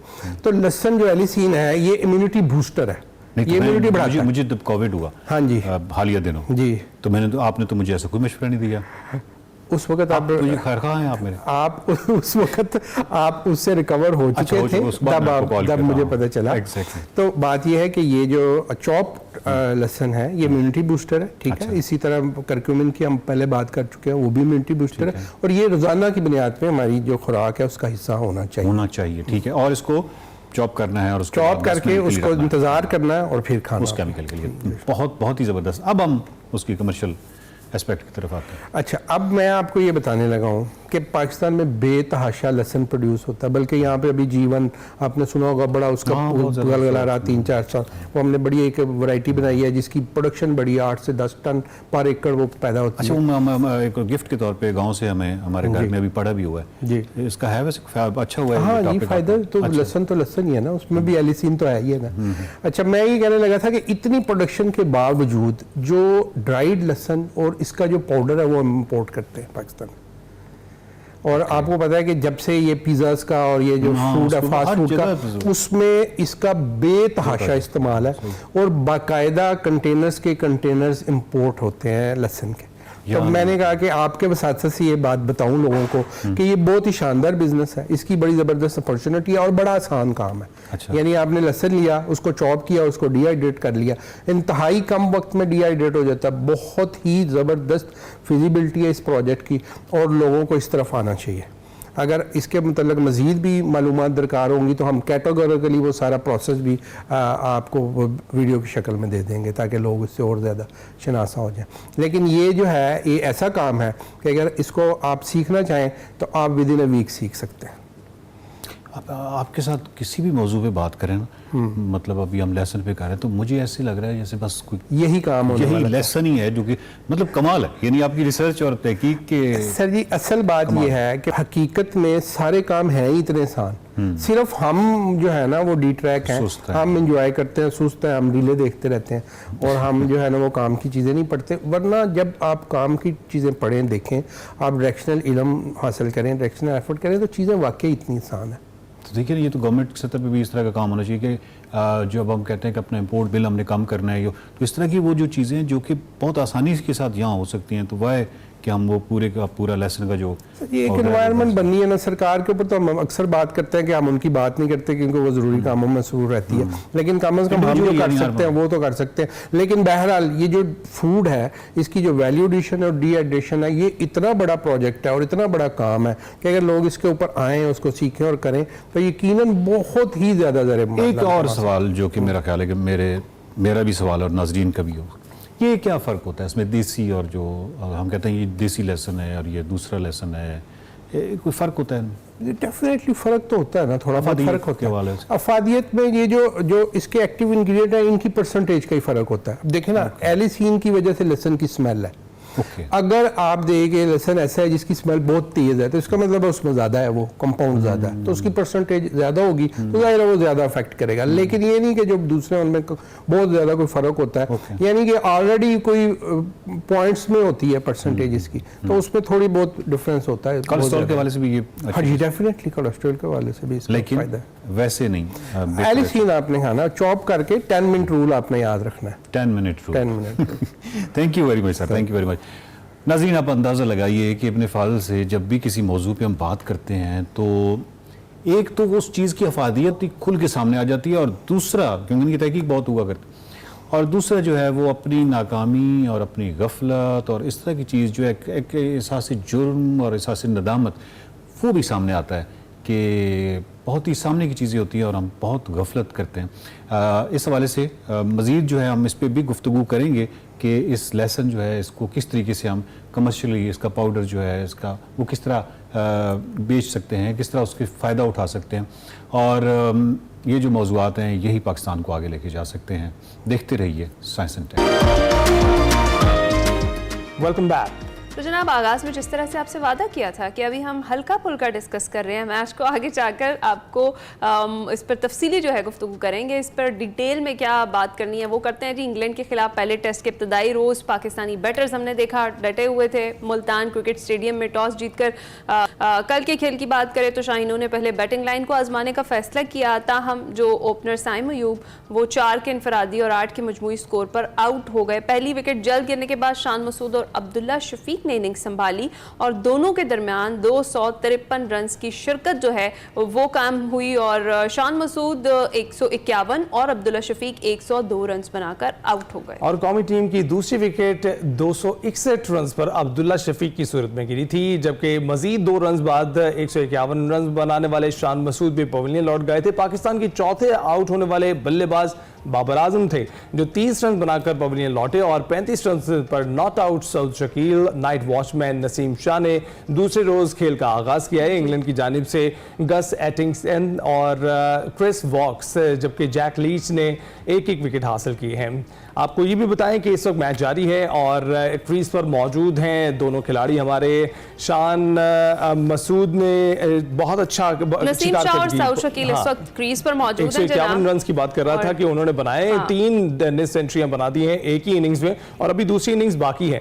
इसके अलावा 2 सेंचुरीज हमारे पास मौजूद हैं इस इनिंग्स में। बिल्कुल बहुत अच्छा आगाज है और हम अपनी टीम को बेस्ट ऑफ लक भी कहते हैं इस मैच को जीतने के लिए। एक बड़ा अच्छा आगाज होगा सीरीज का। एग्जैक्टली, बिल्कुल। अहमद नजीब सत्ती हमें ज्वाइन कर चुके हैं, स्पोर्ट्स तज्ज़ियाकार हैं। अस्सलाम वालेकुम अहमद, गुड मॉर्निंग, कैसे हैं आप? जी वालेकुम अस्सलाम, आप सबको भी गुड मॉर्निंग, अल्लाह का शुक्र। अच्छा अहमद, क्या कहेंगे, कल का खेल जो है वो खत्म हुआ, हमने तो ज्यादा उम्मीदें बांध ली हैं, फिर क्या देख रहे हैं, कैसा आगाज किया हमारी टीम ने और आज अभी दूसरे दिन के खेल का आगाज भी हो गया? देखिए, एक तो पहली बात थी कि हम बहुत अरसे से स्ट्रगल कर रहे थे अपने घर पे। लोग तो कहने को कहेंगे कि ये बैटिंग विकेट है, लेकिन फिर भी हम बैटिंग विकेट पे भी पहले हारते रहे। इंग्लैंड जब लास्ट टाइम पाकिस्तान आई थी 2022 में, तो हम बैटिंग विकेट्स पे उनसे हार गए थे। तो मेरा ख्याल है कि जितने हम मुश्किल में थे, एक खुशाइन बात आप कह सकते हैं कि पाकिस्तान ने कम से कम एक हमारे कप्तान स्ट्रगल कर रहे थे रन्स के लिए, उन्होंने 150 रन की बड़ी अच्छी इनिंग्स के लिए। अब्दुल्ला शफीक जो थे वो बिल्कुल रन्स नहीं कर रहे थे, उन्होंने सेंचुरी कर दी। तो बहुत तरह से ये पॉजिटिव और नेक शगुन है। पाकिस्तान ने एक अच्छी पेस से रन्स किए, तो एक अच्छा साइन है पाकिस्तान के लिए। लेकिन मैं ये जरूर कहूंगा कि टेस्ट क्रिकेट सेशंस का गेम है, पाकिस्तान ने अच्छा खेला, लेकिन इंग्लैंड की बैटिंग लाइनअप हमसे बहुत बेहतर है बज़ाहिर ऑन पेपर। तो पाकिस्तान को कम से कम 500 या 500 से ज्यादा रन बोर्ड पे लगाने होंगे अगर उनको गेम के अंदर रहना है। वरना इंग्लैंड ऐसी टीम है, अगर जिस रफ्तार से हमने रन किए हैं, शायद वो हमसे बहुत ज्यादा तेज रफ्तार से रन करने की अहलियत रखते हैं। बिल्कुल। और अहमद, ये बताइएगा कि इस वक्त हम देख रहे हैं दूसरा दिन जारी है और 4 विकेटें गिरी हैं और उम्मीद ये की जा रही है कि हमारे बल्लेबाज आज भी अच्छी कारकर्दगी दिखाएंगे। लेकिन अगर ये खेल आज भी जारी रहता है तो आपका क्या ख्याल है, ये खेल फिनिश होगा? क्योंकि अगर इंग्लैंड के खिलाड़ी जो बैट्समैन हैं उनकी एक लंबी बैटर्स की लाइन है, तो क्या वो उनको आउट कर पाएंगे पाकिस्तानी बॉलर्स? अच्छा, ये मैच का जो फैसला है ना, ये मैच की जो शक्ल है ये आपको नजर आना शुरू होगी जब चौथे दिन का खाने का वक्फा खत्म हो जाएगा। क्योंकि महसूस ऐसा होता है, वैसे हम 100% बात तो नहीं कर सकते, लेकिन पिच के मिजाज को देखते हुए महसूस ऐसा होता है कि जो ये खेल बढ़ेगा आगे, जो बॉलर्स के पांव पड़ते हैं तो एरिया रफ होता जाता है। तो उससे होगा क्या कि ये रफ जब ज्यादा होता जाएगा तो ये आखिरी 2 दिनों में जाके स्पिनर्स को मदद देगा और फिर जो बाउंस है वो खड्डे जो खुलेंगे ना, आहिस्ता आहिस्ता खड्डे खुलना शुरू हो गए, तो उस पर रख के बॉल कुछ उछल जाएंगे, कुछ नीचे रह जाएंगे, तो बैटिंग जाके आखिरी 1.5 दिन जो है वो मुश्किल हो जाएगी।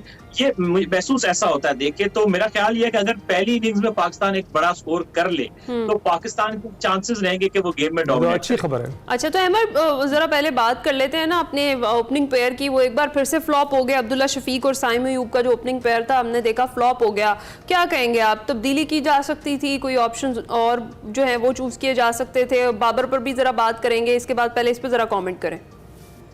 देखिए, उसमें होता क्या है कि ये ओपनिंग काफी मुश्किल गेम है।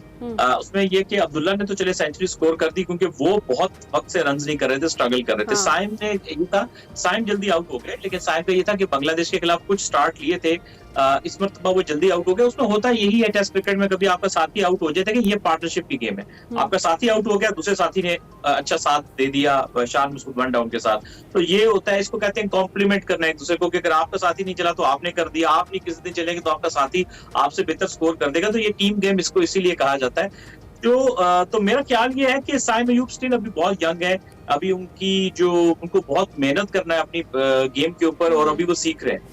तो आप बाबर के बारे में क्या कहेंगे? 17 टेस्ट मैचेस में एक भी नेट सेंचुरी उनके सामने नहीं, आज भी 30 पर आउट हो गए हैं। इस हवाले से उनकी कारकर्दगी पर सवालिया निशान उठ रहे हैं।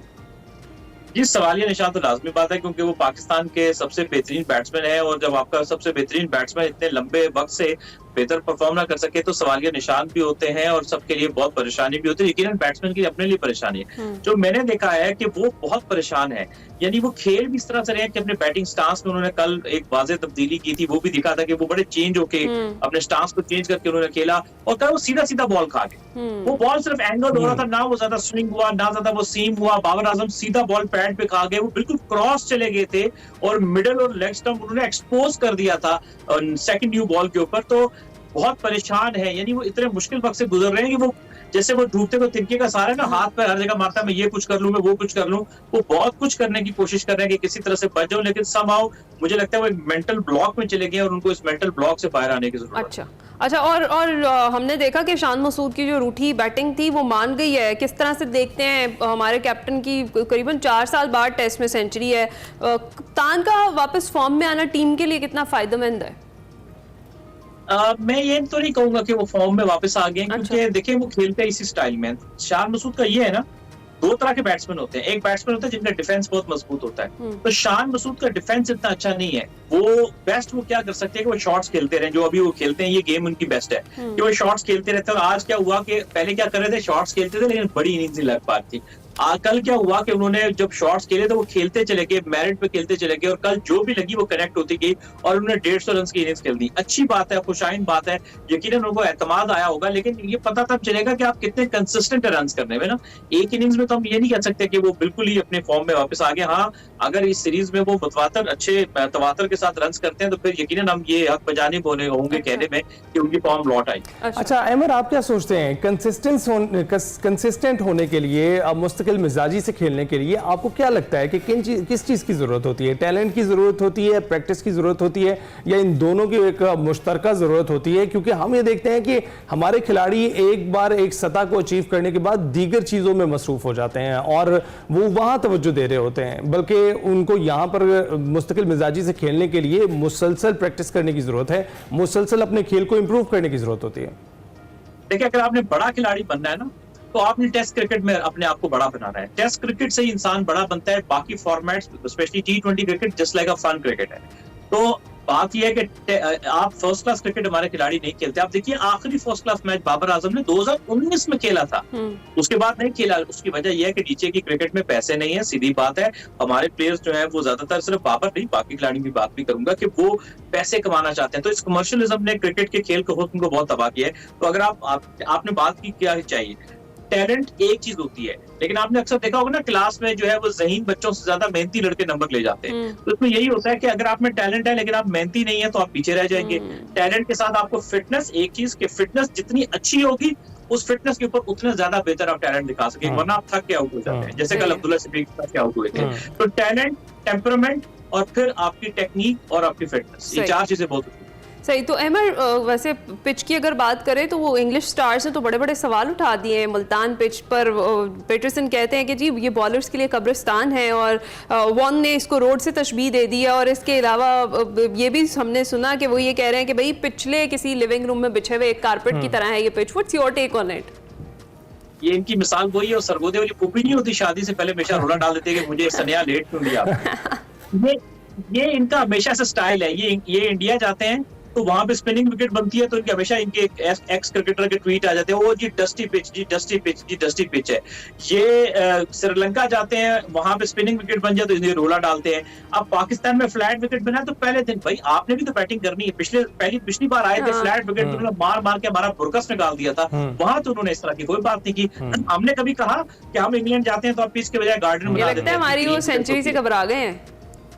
हाँ, मैंने कहा हमने कभी कहा कि आप इंग्लैंड जाते तो आप गार्डन बना देते पिच के बजाय, इतनी घास होती है। आप सीमिंग विकेट्स बनाते हैं, अब सीमिंग विकेट्स बनाते हैं जो फास्ट बॉलर को आपको सूट करती है तो वो ठीक है, जो हमें सूट करे तो वो खराब है। तो ये इंग्लैंड के जो प्लेयर्स हैं, इनके शुरू से इनका एक टैक्टिक्स होते हैं इनके, ये रोना डाल देते हैं तो के जी वो तो इनका स्टाइल है। तो मेरा ख्याल है कि अभी अगर ये बैटिंग करेंगे, इनकी बैटिंग हमसे अच्छी है तो तब ये भूल जाएंगे कि कैसी पिच है।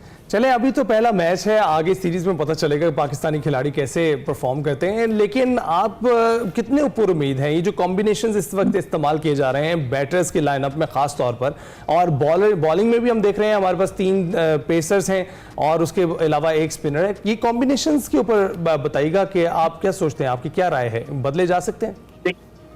देखिए, खिलाड़ियों के हवाले से मैं ये बात करूंगा कि सलाहियत तो इनमें है, लेकिन जो मेरे लिए खर्चे की बात है वो ये बात है कि नसीम शाह इंजरी के बाद वापस आए थे, ठीक है, अब और बांग्लादेश वाली सीरीज में लग रहा था अभी थके थके पूरे फिट नहीं है। शाहीन आफरीदी भी स्ट्रगल कर रहे थे अभी टेस्ट क्रिकेट के अंदर। दूसरा, आमिर जमाल भी इंजरी के बाद वापस आ रहे हैं, तो एक सवालिया निशान जरूर है कि ये क्या इतने फिट होंगे कि इस बैटिंग विकेट के ऊपर इतनी जान मार सकें कि वो इंग्लैंड की 10 विकेटें एक इनिंग्स में हासिल कर सकें। और फिर नुमान अली कमबैक कर रहे हैं, ये भी टीम का हिस्सा नहीं थे। अबरार अहमद भी कभी खेलते कभी नहीं खेलते, तो हमारा जो टीम की बॉलिंग का खासतौर पर शिराजा बिखरा हुआ है। तो बहुत सारे सवालिया निशान है हमारी बॉलिंग के ऊपर, और मुझे जो अक्सर खदशा है वो हमारी बॉलिंग को लेके है। सही है, बॉलिंग को लेकर खदशा भी है। एक तो ये कि मोहम्मद अब्बास का हमने सुना था कि टेस्ट के सबसे अच्छे बॉलर है, वो स्क्वाड का हिस्सा ही नहीं है। इसके साथ साथ आपको लगता है कि जिस तरह की ये पिच है, जिस तरह का ये बिहेव कर रही है, इस पर 1 स्पिनर काफी होगा पाकिस्तान के लिए? पाकिस्तान ने एक स्ट्रेटेजी पिछले कुछ टेस्ट मैचेस से बनाई है कि 1 स्पिनर जर्मन खिलाते हैं और बाकी जो है, बल्कि पिछले दिनों तो एक भी नहीं जर्मन खिलाते थे, बाकी ये पार्ट टाइमर या ऑलराउंडर के ऊपर रिलाई कर रहे हैं। जैसे आगा सलमान है, वो अब रेगुलर बॉलिंग करते हैं, चले मैं उनको ऑलराउंडर गिन लेता हूँ, कुछ टेस्ट मैचेस से रेगुलर पाकिस्तान की बॉलिंग कर रहे हैं। बाकी कुछ पार्ट टाइम ऑप्शन है जिसमें साइम अयूब ऑफ स्पिन करते हैं, Saud Shakeel left arm spin करते हैं। तो ये इस तरह मिले जुले रुझान के साथ ये इस टेस्ट मैच में गया। तो देखना पड़ेगा कि पिच में कितनी असिस्टेंस से आगे जाके इस चीज क्लियर होगी। और अब्बास पे भी कमेंट करें अहमद।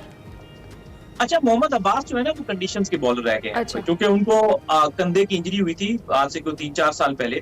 उस कंधे की इंजरी के बाद अब्बास की थोड़ी पेस नीचे चली गई, तो वो इतने इफेक्टिव रहे नहीं थे। वो ड्रॉप भी लास्ट टाइम इसी वजह से हुए थे मोहम्मद अब्बास, कि उनकी थोड़ी कारकर्दगी में डिप आ गया था। अच्छा, काउंटी में तो चलते हैं फिर वो अहमद जी, काउंटी में सपोर्टिव विकेट है ना। अच्छा। काउंटी में तो 115 की स्पीड से भी आप, I am not saying is a bad bowler, is a outstanding bowler. वो बहुत शानदार बॉलर है, लेकिन वो कंडीशंस का बॉलर है। जहां पर आपको लगे कंडीशंस जो है सपोर्टिव है, स्विंग है, सीम है, तो वहां पे अब्बास अच्छा बॉलर ही कोई नहीं। अच्छा, तो ये भी बताइएगा अमर, कंक्लूड कीजिएगा इस आखिरी सवाल में, ये बताइएगा कि पहले बैटिंग लाइनअप के बारे में आप क्या सोचते हैं? इतना लंबा बैटिंग लाइनअप हमारा रिवायती तौर पर हमारा हुआ करता था या नहीं? और दूसरा कि आप कंक्लूड कहां पर होता हुआ देख रहे हैं match?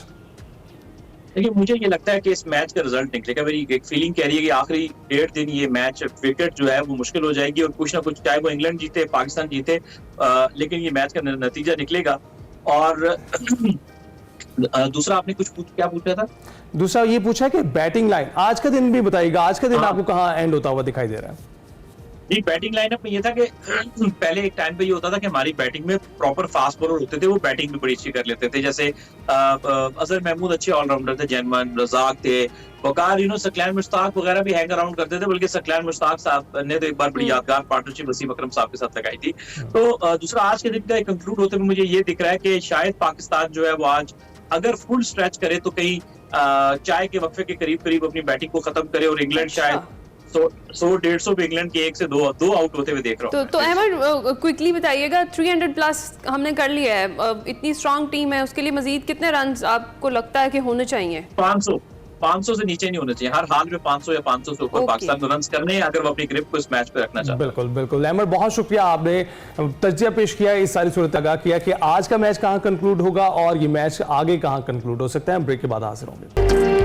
Welcome back. Body building के खेल से पाकिस्तान के लिए एक बहुत अच्छी खबर है। पाकिस्तानी बॉडी बिल्डर एहसन असलम ने अमेरिका में होने वाली वर्ल्ड बॉडी बिल्डिंग चैंपियनशिप में गोल्ड मेडल जीत लिया है, और ये कारनामा सर अंजाम देने वाले पहले पाकिस्तानी बॉडी बिल्डर हैं। एहसन ने इस चैंपियनशिप में दुनिया के बेहतरीन बॉडी बिल्डर्स को हराकर टाइटल अपने नाम किया है, और एहसन इससे कबल भी एशियन बॉडी बिल्डिंग चैंपियनशिप्स में 3 गोल्ड मेडल्स जीत चुके हैं। जी हाँ, मजीद बात एहसन से ही कर लेते हैं। हमारे कौमी हीरो हैं एहसन असलम, इस वक्त हमारे साथ मौजूद हैं। अस्सलाम वालेकुम एहसन, सुबह खैर, आप कैसे हैं? हाँ, वालेकुम अस्सलाम। अच्छा, आपकी सुबह हो रही है और यहाँ पे रात हो रही है, तो जी। अच्छा जी, या अभी आप वहीं मौजूद हैं? हाँ हाँ जी, मैं अभी यूएसए में ही हूँ। I will be back in 3 to 4 days and there is another competitions जो कि लाइन अप है आगे। तो बस उसी सिलसिले में जो है एहसन, कैसा महसूस कैसा कर रहे हैं? आपको उम्मीद थी इतने बड़े इवेंट में जाकर गोल्ड लेंगे, आप जीत जाएंगे? Ma'am, it's kind of a very emotional moment for me. मैंने कभी सोचा भी नहीं था कि मैं यहाँ तक पहुँच पाऊँगा। अल्लाह ताला के काम है और जितना मैं शुक्र अदा करूँ अल्लाह ताला का, because I have it's very difficult, it's very very difficult. लोगों के लिए शायद कहना बहुत इजी होगा, यूथ आप रियलाइज कर सकते होंगे मेरी आवाज़ से भी कि it's a very easy to say कि यहाँ तक पहुँचना जो है वो शायद बहुत आसान लगता हो लोगों को, but it's very difficult, specially when you have no support, no sponsorships, no government support. Government की सपोर्ट तो चलें छोड़ ही दें, ठीक है, बाकी ना स्पॉन्सर्स ना ही कोई दूसरी वसाइल, and you have to be there by your own.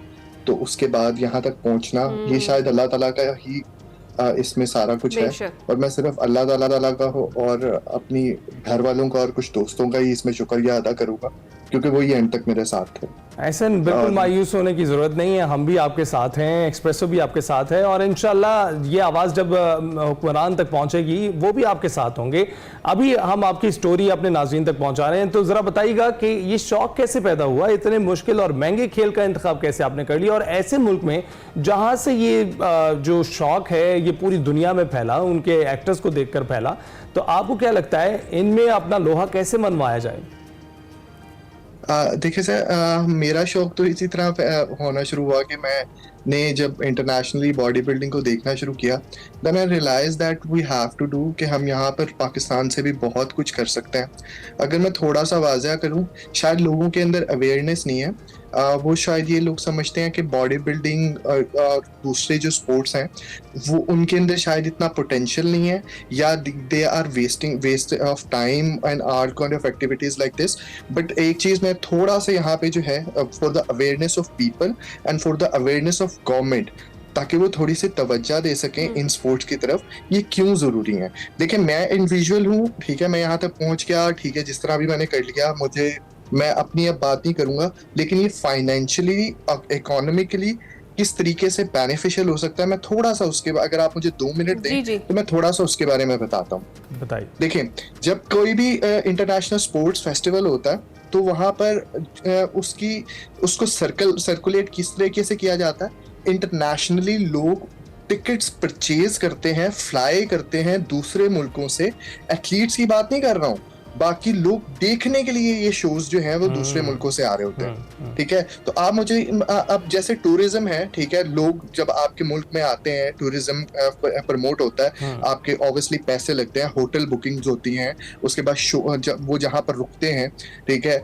उससे आपको पैसा जनरेट होता है। तो दीज काइंड ऑफ शोज जहाँ पर लोग जो है वो एक्सट्रीमली इतनी बड़ी तादाद के अंदर आते हैं शो देखने के लिए, ठीक है, इनकी लाइव स्ट्रीम तक जो है वो पेड होती है। यहाँ पर हमने सिर्फ एक चीज को बना लिया है कि जी हम सिर्फ और सिर्फ बुरा मत मानिएगा, मुझे क्रिकेट से कोई मसला नहीं है, ठीक है, मैं क्रिकेट को कुछ बुरा नहीं बोल रहा हूँ, लेकिन मैं सिर्फ ये बोल रहा हूँ कि क्रिकेट के साथ साथ, ठीक है, हमें दूसरे स्पोर्ट्स को भी देखना चाहिए। ये शिकवा हमारे दीगर एथलीट्स भी आते हैं, हमारे प्लेयर्स भी आते हैं, वो ये ज़रूर करते हैं कि क्रिकेट के अलावा भी स्पोर्ट्स को जो है ना वो इसी तरह की सपोर्ट गवर्नमेंट की होनी चाहिए। तो जिस तरह से आप बात कर रहे हैं, किसी किस्म की हुकूमती सपोर्ट तो आपके साथ नहीं थी, आप अपने खर्चे पर आपने पार्टिसिपेट किया इस इवेंट के अंदर, या कोई आपके जो स्पॉन्सर्स थे, प्राइवेट स्पॉन्सर्स थे, उनका साथ आपको हासिल था? Ma'am, zero sponsorship. Even though यहाँ पर अगर मैं आपको वाज़ह करता फिरूं, अगर मैं यहाँ पर पाकिस्तान में अगर किसी को ये बात बोलता भी देना कि मैं इंटरनेशनली कंपटीशन खेलना चाहता हूँ, तो they are laughing at me, seriously they are laughing at me. They said that तुमने कंपटीशन खेलने हैं, तुम कंपटीशन खेलोगे। लाहौर खेला, लाहौर के बाद लोगों ने कहना शुरू कर दिया था पंजाब, पंजाब से पाकिस्तान, पाकिस्तान से जब इंटरनेशनल एशियन चैंपियनशिप खेलना शुरू की, तो यहाँ तक मैं आपको बता दूं कि एशियन चैंपियनशिप के बाद भी लोगों के ये शिकवे थे कि शायद मेरी इसकी तो ना लड़के की ना किस्मत बड़ी अच्छी थी, ठीक है, तो ये यहाँ तक पहुंच गया, ठीक है। अब now this is the thing that I want to say to the people कि यहाँ तक पहुंचना किस्मत का काम नहीं होता। This is the dedication, this is the hard work.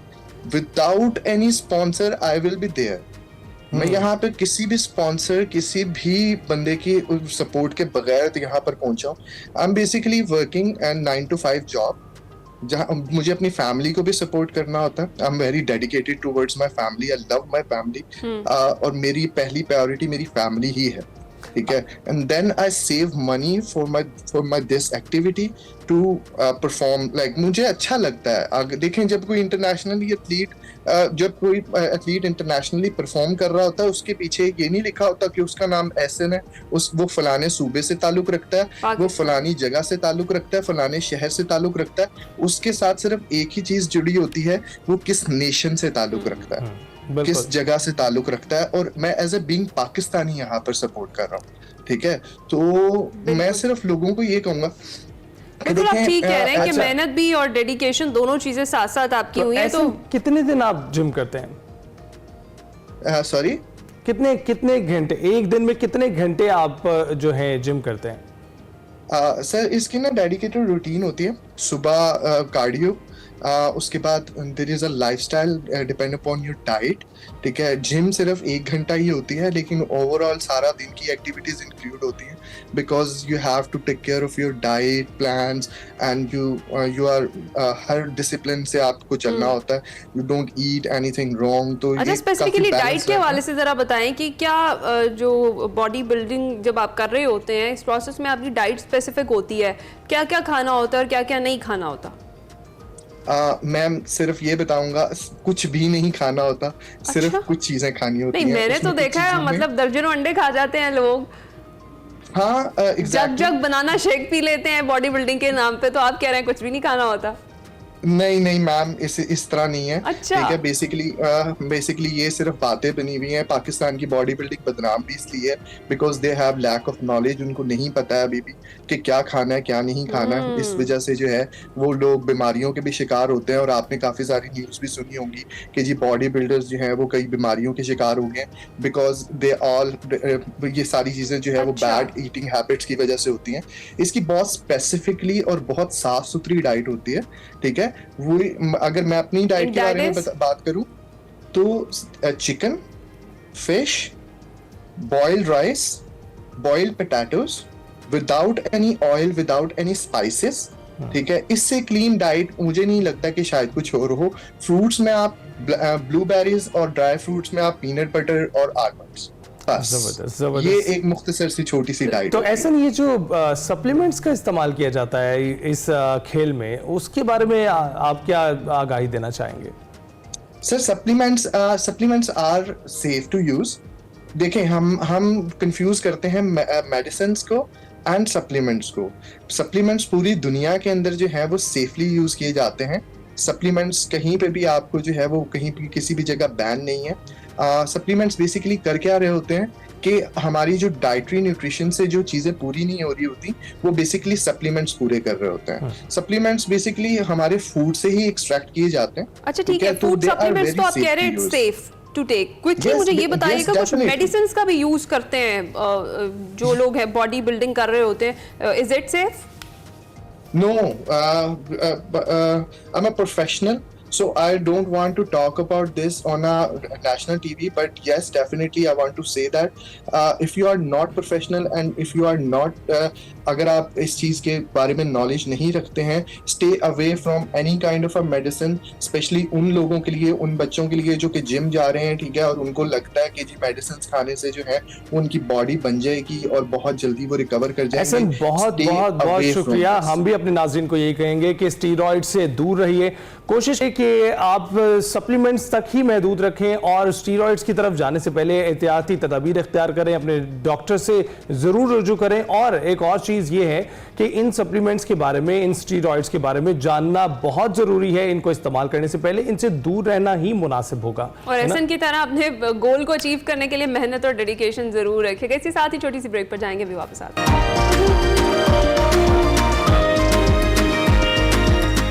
Welcome back to Expresso. Welcome back. अब आपकी मुलाकात करवाते हैं एक मोटिवेशनल खातून से, या यूं कह लीजिए ये आयरन लेडी हैं जिन्होंने कैंसर को शिकस्त देकर मैराथन दौड़ और बाइकिंग में अपना नाम पैदा किया है। जी नाज़रीन, हमारे साथ आज मौजूद हैं आयशा मस्तूर। 39 साल आयशा 5 बच्चों की माँ भी हैं और 2018 के आखिर में आयशा के जिस्म में कैंसर सेल नमूदार हुआ था, जिसकी तशखीस 2021 में हुई थी और इस दौरान उनके इलाज का मरहला शुरू हुआ और इसी दौरान बाहिम्मत आयशा ने बाइकिंग और रनिंग का आगाज़ किया था। बिल्कुल, आयशा हाइकिंग कर रही हैं, रनिंग कर रही हैं। आयशा ने ना सिर्फ कैंसर को शिकस्त दी है बल्कि नेशनल एथलीट बनकर भी अपना लोहा मनवाया है। आयशा ने 2020 से हाइकिंग शुरू की और 2022 से रनिंग का आगाज़ किया। आयशा अभी तक अपने एथलेटिक करियर में 13 घंटों में 52 किलोमीटर की हाइकिंग, 2 बार D12 सुमा घोड़ा गली से और गलियात में 47 किलोमीटर की हाइकिंग 10 घंटों में मुकम्मल कर चुकी हैं। और आयशा हमारे साथ ही मौजूद है, मज़ीद उनसे ही बात कर लेते हैं। अस्सलाम वालेकुम आयशा, सुबह खैर, आप कैसी हैं? वालेकुम अस्सलाम, I am fine, thank you so much. Ayesha, सबसे पहले तो we are really proud of you, जिस तरीके से आपने अपनी बीमारी को भी आगे नहीं आने दिया और बीमारी भी वो जिसका नाम सुनकर ही डर लगता है। तो कैसा सफ़र आपका ये जो है, इसका आगाज़ कैसे हुआ एथलीट बनने का, और कब आपने ये सोचा कि अब आपने ये करना है?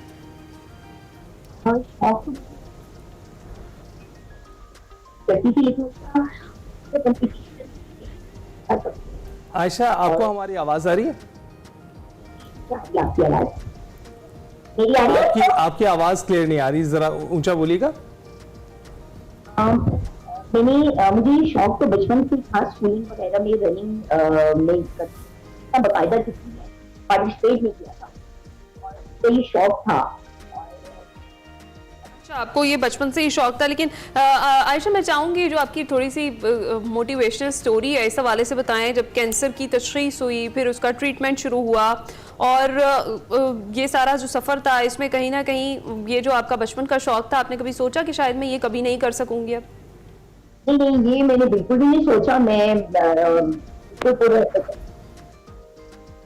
तो आपको लगता है कि ये जो वर्जिश है, जिस्मानी वर्जिश या फिर ये जो रनिंग है आपकी, इसने और हाइकिंग ने आपकी कुछ मदद की इस बीमारी से, जो इस बीमारी के खिलाफ मज़ाहमत पैदा की है आपके अंदर?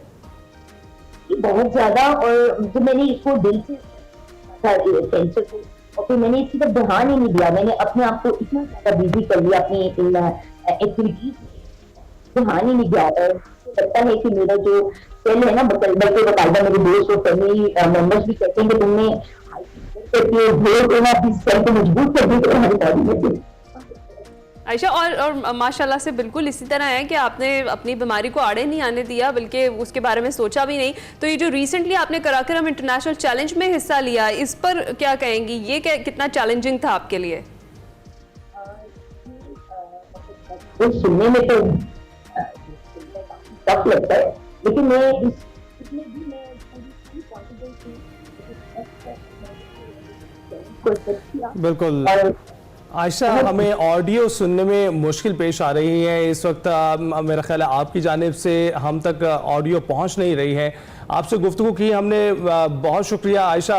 हम इस हवाले से आपसे फिर से रब्ता करेंगे, फिर से आपकी स्टोरी अपने नाज़रीन तक पहुंचाने की कोशिश करेंगे। आयशा से इंस्पिरेशन ज़रूर लेनी है, जिस तरीके से उन्होंने कैंसर जैसे मर्ज को अपने शौक के आड़े नहीं आने दिया और माशाल्लाह से वो किन किन कॉम्पिटिशन्स में पार्टिसिपेट कर रही हैं और कहाँ कहाँ पाकिस्तान का नाम भी बुलंद कर रही हैं। तो जनाब, जाने से पहले ज़रा अपडेट है वो शामिल कर लेते हैं। 2 अमरीकी साइंटिस्ट हैं जी, उनको कैंसर के मर्ज में तहकीक पर जो तिब के शोबे में है, मुश्तरका तौर पर नोबेल इनाम से नवाज दिया गया है। और खबर एजेंसी के मुताबिक जो दोनों अमेरिकन साइंटिस्ट हैं विक्टर एम्ब्रोस और गैरी रोवका, उनको जिस्म के अंदर माइक्रो RNA के वजूद और उसके काम की निशानदही पर ये नोबेल प्राइज है जिससे नवाजा गया है। और रिपोर्ट्स के मुताबिक माइक्रो RNA की बुनियादी दरियाफ्त ने जीन रेगुलेशन का एक नया और गैर मुतवक्के तरीक़ेकार मुतारिफ कराया है, जिसके मुतालिक आपको मजीद भी आगाह करेंगे। इस वक्त आप स्क्रीन पर भी देख सकते हैं RNA का एक ऐसा शोबा है जिसमें बहुत तेज़ी से दुनिया तरक्की कर रही है और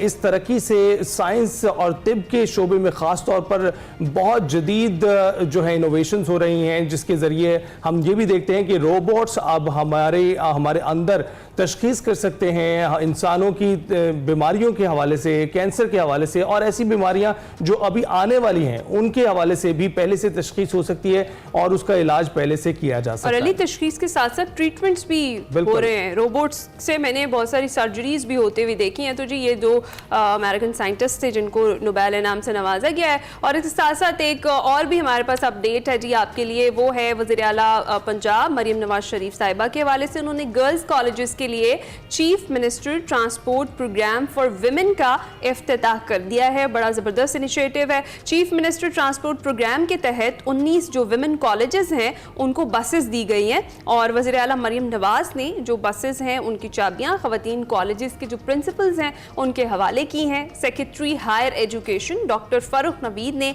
चीफ मिनिस्टर ट्रांसपोर्ट प्रोग्राम के हवाले से एक ब्रीफिंग दी। उन्होंने इसमें बताया कि जो पंजाब के 76 कॉलेजेस हैं उनको 3 मराहिल में ये जो बसेस है वो फराहम की जाएंगी। बिल्कुल, बड़ा अच्छा इकदाम है ये। बसेस के जरिए बासानी सफ़र कर सकेंगी तालिबात ख़ास तौर पर। और हम देखते हैं कि जो लाहौर है ख़ास तौर पर वज़ीर आला मरियम नवाज से पहले भी ख़ास तौर पर ध्यान दिया गया है इसके इंफ्रास्ट्रक्चर पर। यहाँ सड़कें बनाई गई हैं, यहाँ पर मुख्तलिफ़ किस्म के जो ट्रैफिक के निज़ाम यहाँ पर सेटअप किए गए हैं और हम उसमें देखते हैं मेट्रोज भी शामिल हैं और ग्रीन लाइन हम दीगर शहरों में भी आती हुई दिखाई दे रहे हैं। तो बड़ा अच्छा इकदाम है जहाँ पर हम देख रहे हैं कि अब ये बसेस भी सामने आई हैं जिसके ज़रिए अब तालिबात आसानी से सफ़र कर सकेंगी और उनको सहूलत फराहम होगी।